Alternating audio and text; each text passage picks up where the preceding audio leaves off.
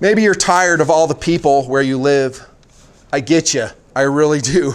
You're tired of the crowds, the traffic, the crime, the taxes, the politics. You want to go somewhere else. I recommend Wyoming, where I'm at right now. It's pretty awesome. Very few people out here, relatively speaking. But one thing we have a lot of, wind. You're going to hear it here in the warehouse. It is cranking 30 miles an hour. We are in a windstorm here, and yet the show goes on. Show goes on. The gun show here in the Nutnfancy project. Let's start off. I'm going to have a good time with this review. Bear with me. I'll start with this. Look at this piece. This piece of Swiss precision. The B&T Swiss produced APC308. Some are saying it is the best SAPR ever made. Some are. They're saying it is amazing, that everything else was crap. I'm exaggerating a little bit, but they are enthusiastic about this very expensive SAPR. Welcome to the Windy Warehouse review, Nutnfancy style, on the Swiss produced APC308. Let me ask you a couple questions. Are you listening? Raise your hand and be honest. Have you purchased a B&T APC308? Or for that matter, APC300, maybe even the 223. If you have, please raise your hand. I do see some hands raised in the audience, even some TMPers. Not waiting for my review, they went out and spent, get this, $3,700 on this gun. Give or take a couple hundred, depending on your market, where you got it from. Thanks to Gunny's, the Great American Gun Store, for the loaner. I could not do this review if it was not for Wyatt at Gunny's loaning me this very, very expensive Swiss SAPR. You guys who bought it, let me give you a word of advice. Okay, you ready? And this can just sum up the whole review if you're in a hurry. Sell it immediately before this video gets out. I'm being honest. I'm here to help. Sell the damn gun right now. This will be a market failure, says Nutnfancy. A market failure. B&T, you need to go back to the drawing board and regroup. Regroup. Oh my goodness.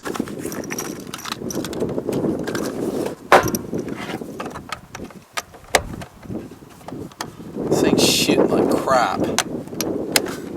How much is this piece of shit? $3,700? Unreal. You have to be a moron to buy this thing. A moron. Horrible charging handle. Bad trigger, bad accuracy, bad stock.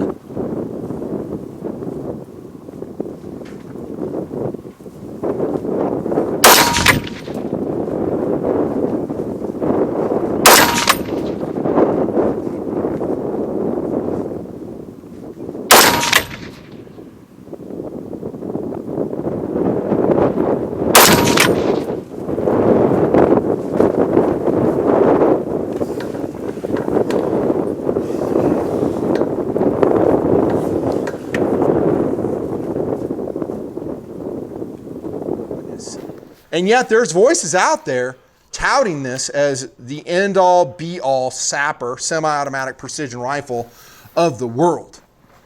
I've tested a lot.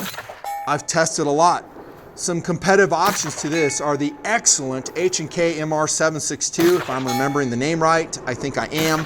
I tested that gun. It was amazing. Very heavy, but amazing. SCAR 17, tested that. SIG 716, all generations, including the G2. I tested that. I actually bought a 716 G2, had it for a number of years, and some others, all kinds of AR-10s. I'm not the end-all expert. I just have opinions, and I have an affinity, more importantly, for SAWC. Size and weight constraints. B&T, are you watching this video? I have to ask you something. The first question I have for you is, what the hell?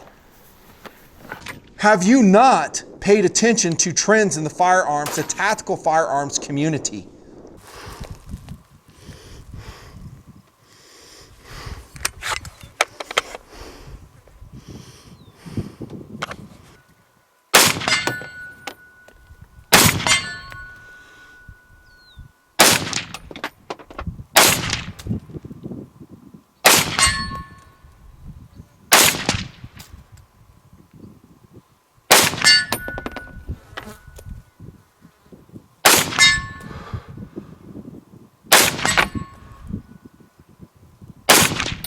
I have been preaching SAWC for over 15 years here in the Nutnfancy project.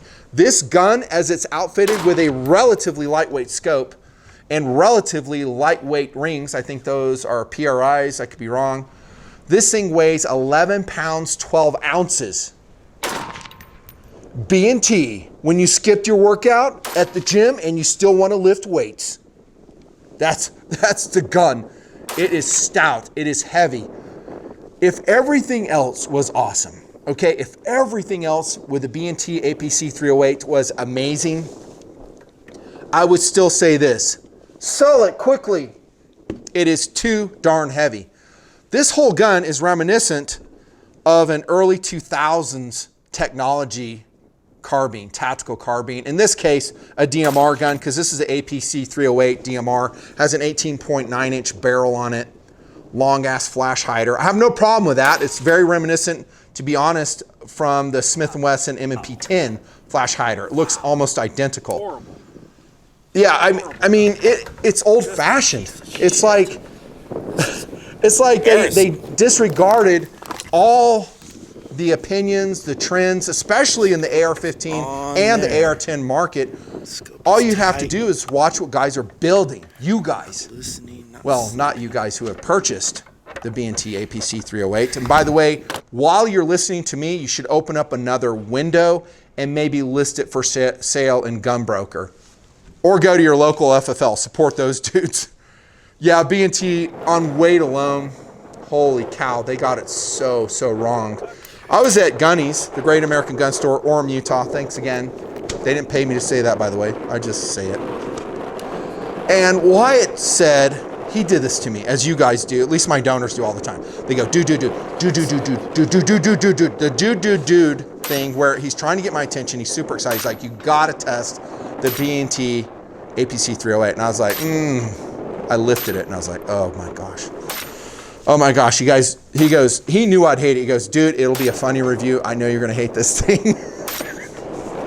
And I really hate going into reviews knowing that it's gonna be negative.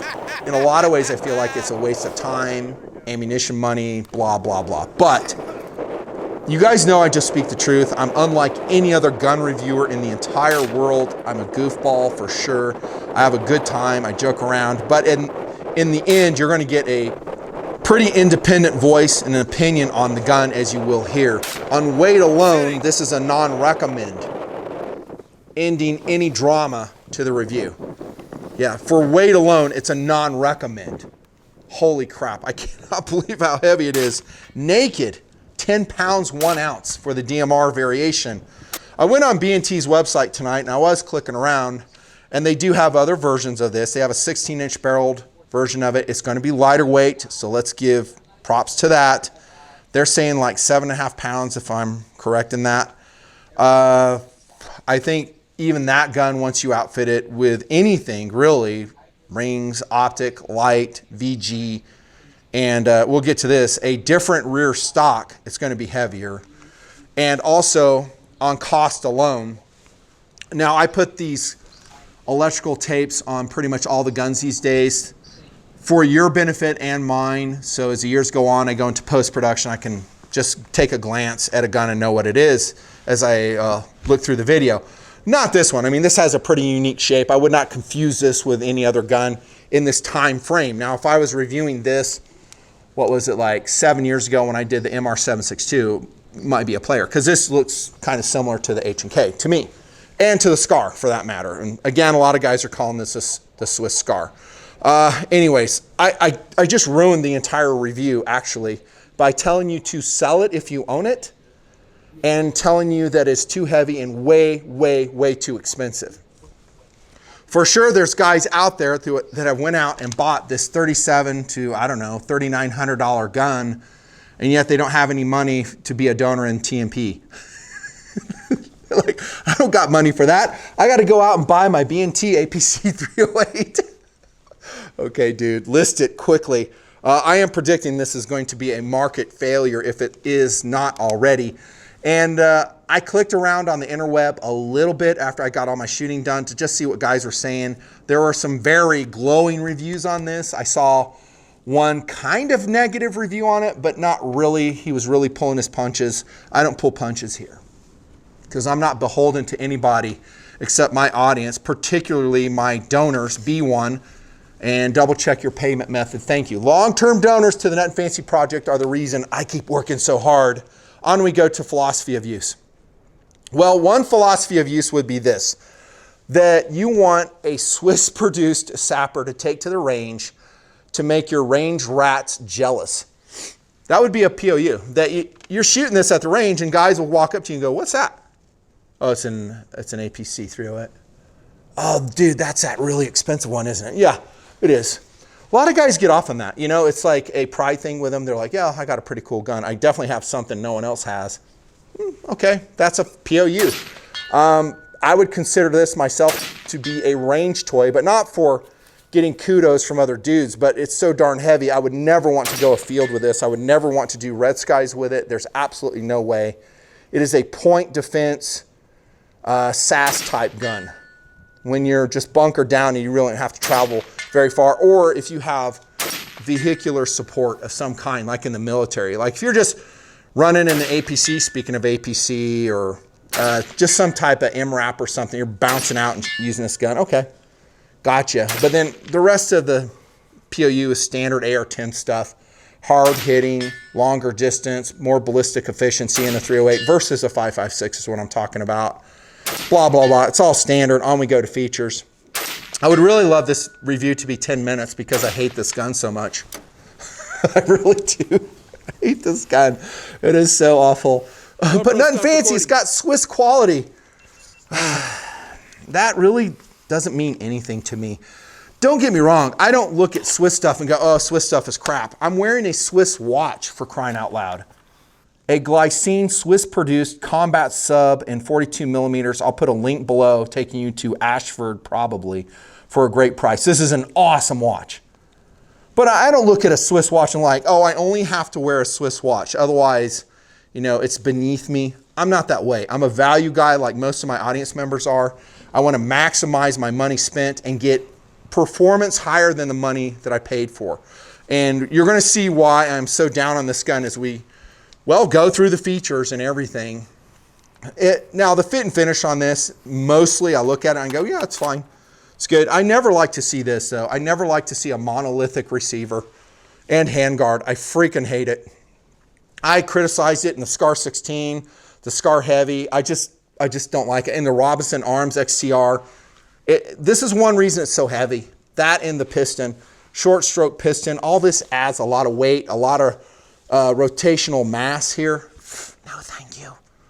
Full pick rail, that adds weight. And screws everywhere. See these screws? All these are going to have to be taken out and probably Loctited. And I may or may not go over field strip, and if I do, I'll just show you the manual because we're not taking this thing apart. This is the 18.9-inch barrel DMR version once again. Fluted, I guess that's okay. I'm trying not to be so down on this gun. Let me get more upbeat. Fluted, 1 in 12 twist. I don't really know if it's chrome lined or not. I don't really care. Nothing fancy. Come on, give us the details. I'm just being honest. I do like the profile of it, though. I think the profile, it does taper somewhat thicker towards, you know, the base of the receiver. That's all good. And I'm really on board with the length of the barrel. I like 18-inch barreled, you know, 7.62 51 guns. I've been saying that in the entire time here in TMP. I've been very honest. I go, yeah, I'm down, dude. I think it gives you about 70 feet more per second for barrel length, depending on the load. Less blast and less flash. Is it absolutely needed? No, but I prefer it. 16-inch barreled SAPRs and AR-10s, they have a fireball. I've ranted about that many, many times. There's your gas adjustment. Now, this is not the Pro version.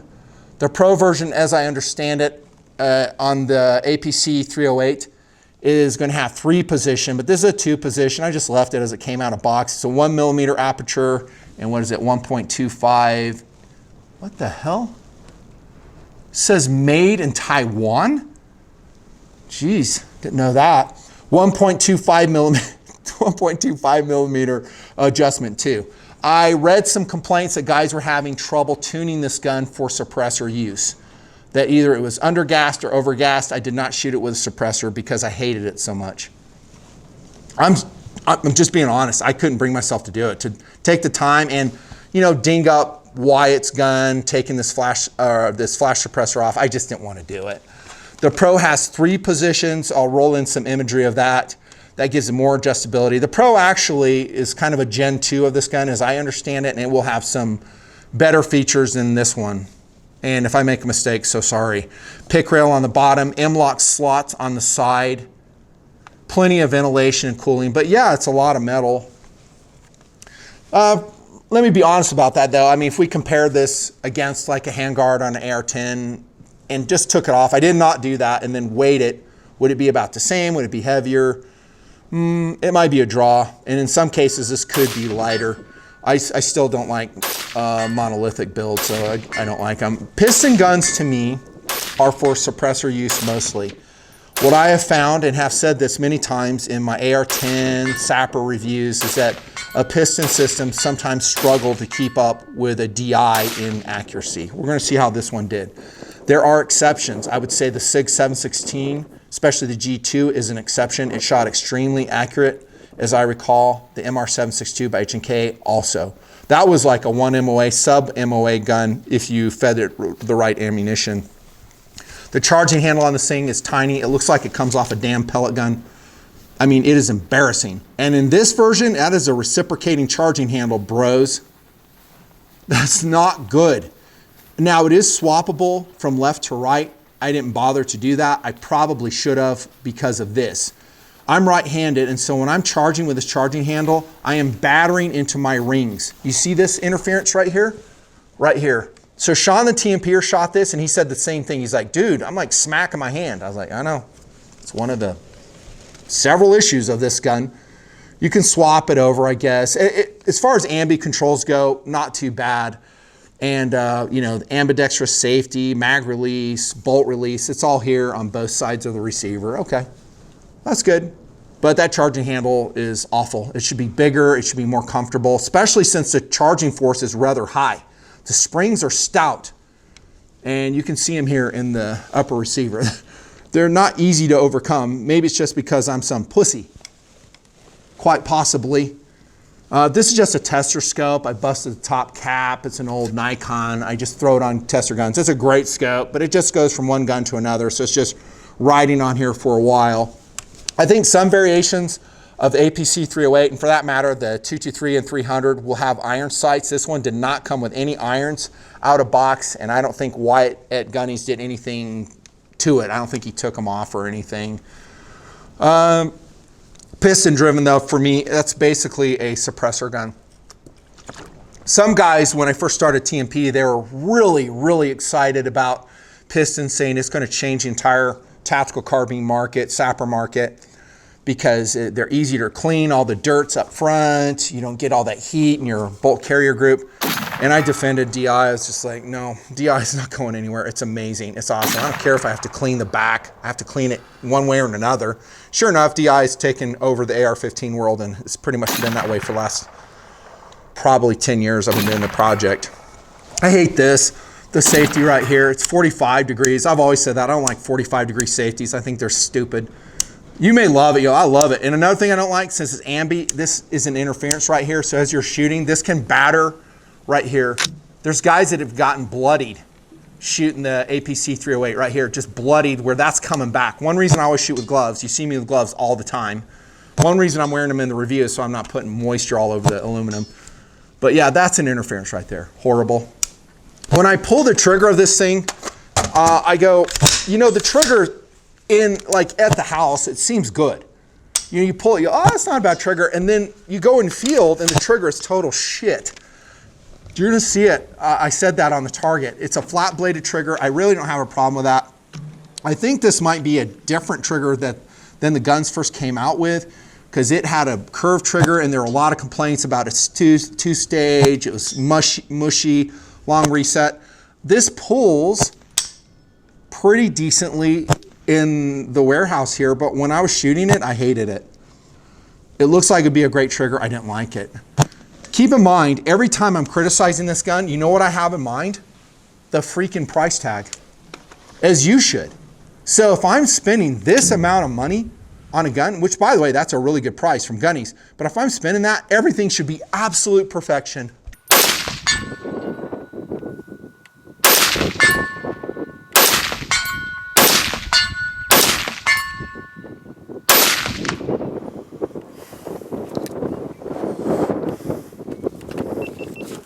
It's too damn heavy.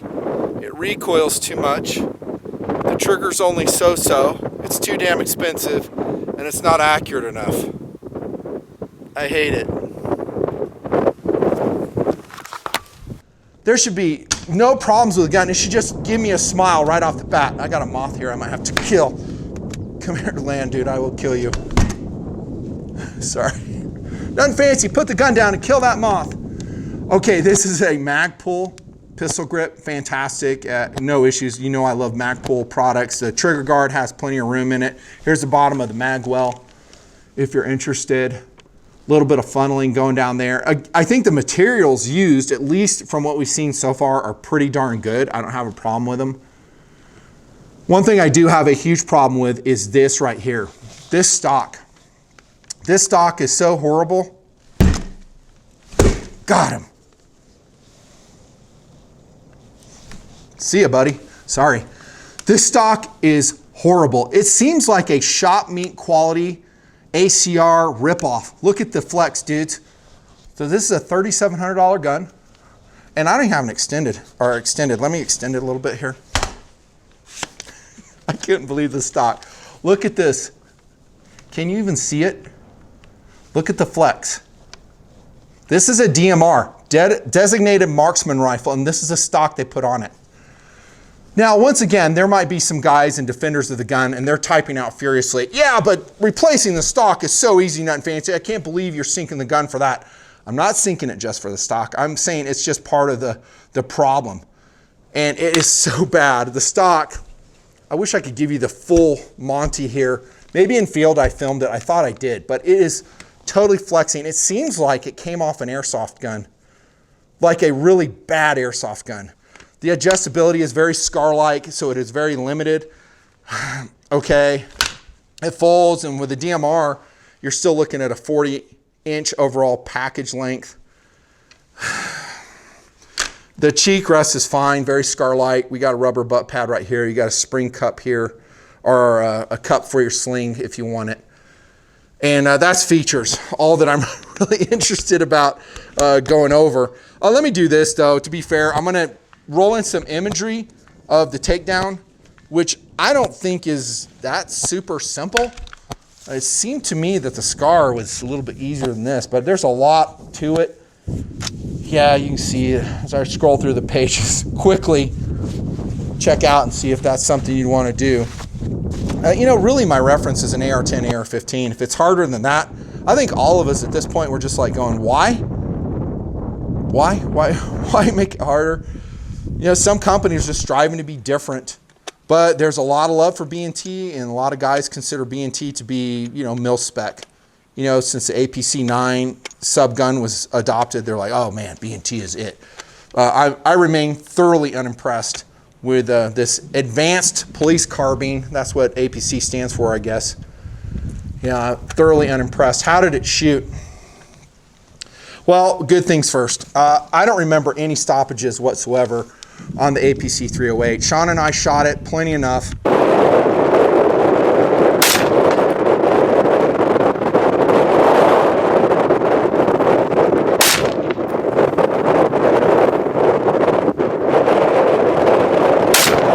Sitting.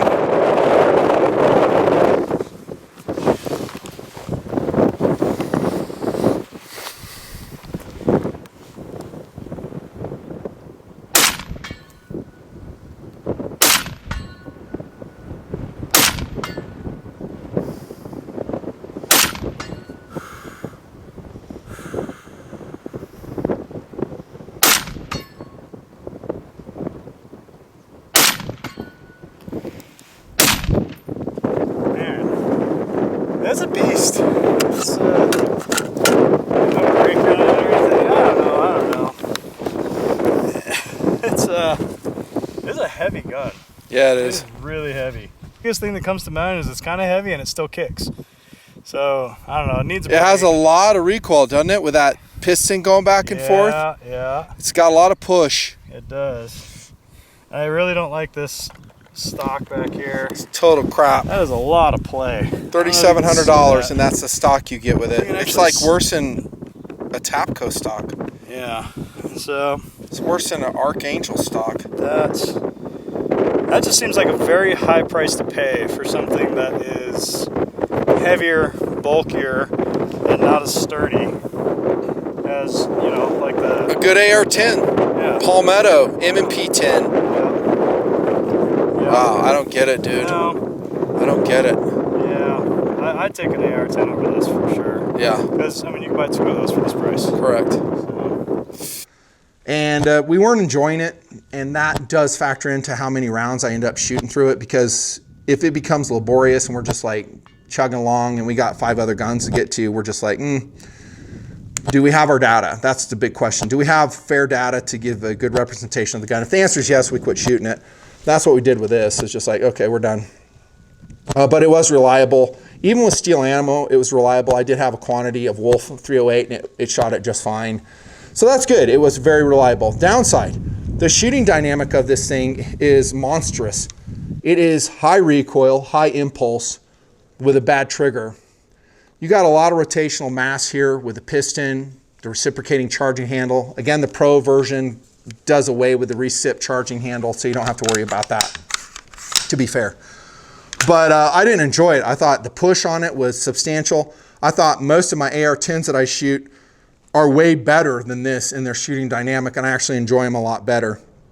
Now, there are things we could do to help the situation. This is a non-compensating flash hider for sure.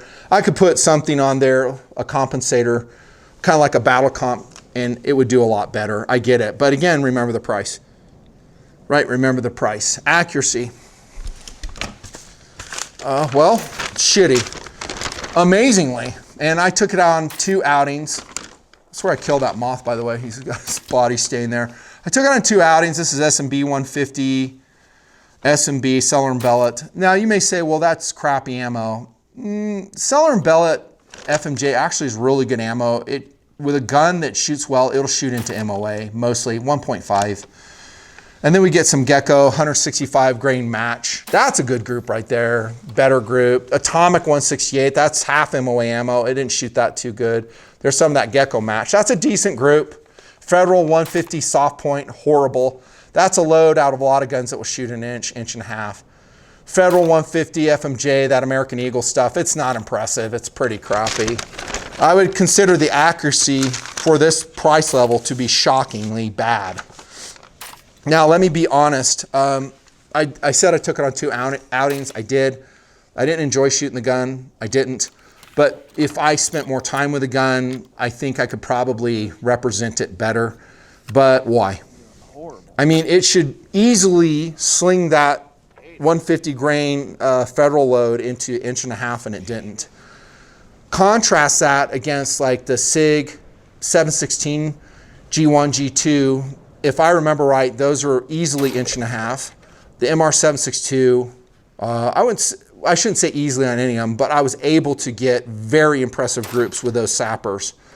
This one, I'm sure you'll read comments below where guys have the APC308 and they're like, no way, dude, he's off. I'm shooting like half MOA.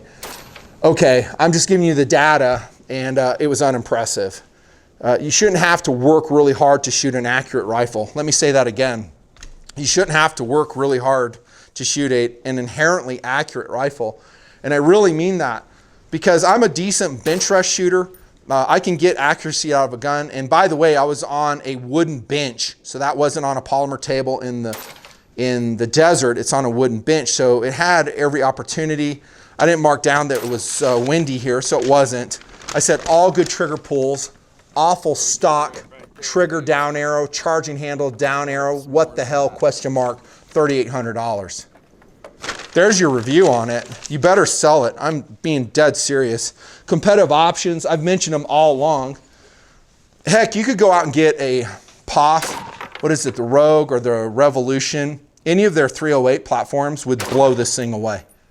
whether the DI version or the piston version, I'd much rather have a POF. They're expensive, but I'd way prefer them. Much, much, much lighter than this, more cutting edge technology. I've bragged about POF for years, saying they are cutting edge in how they approach the market. They look at what the market wants, what are the trends, and then they come out and improve on what's been done. I love POF. I also love Palmetto. I think a standard AR-10 like this, beautifully coated AR-10 of mine, this is a cast member, is a great option. It's not the lightest one, but it's not as heavy as the one I just showed you. And this will outshoot that in accuracy. It's just as reliable. You might have to fiddle around with this since it's a DI gun if you suppress it. This is a great gun. I may put a link to the Palmetto product below. I just love it. Just because you get so much gun for the money. Maybe the Ruger SFAR. To be honest, I'm a little bit off of that gun now because I ran it after my review a lot in the Audie Murphy drill and it went down on us. Watch that video. Like with brass ammo, hard jams on the Ruger SFAR. So I'm kind of lukewarm on that gun now.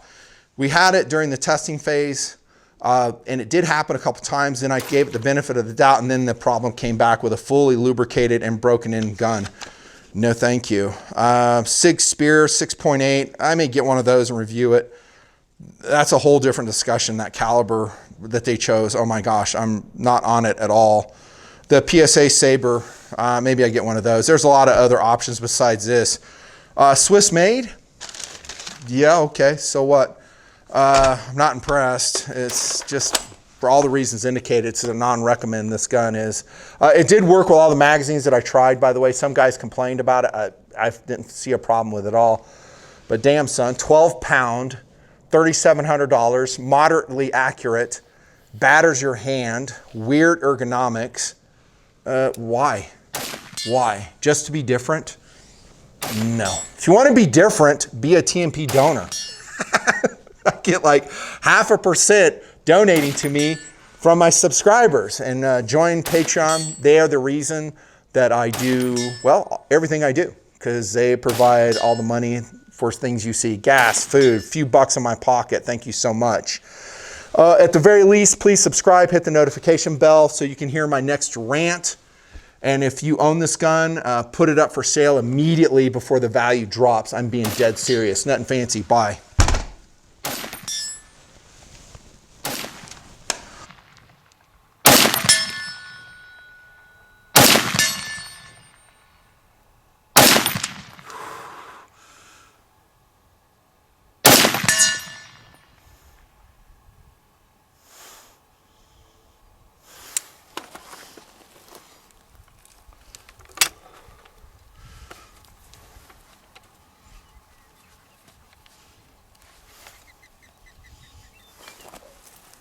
Knock the target down.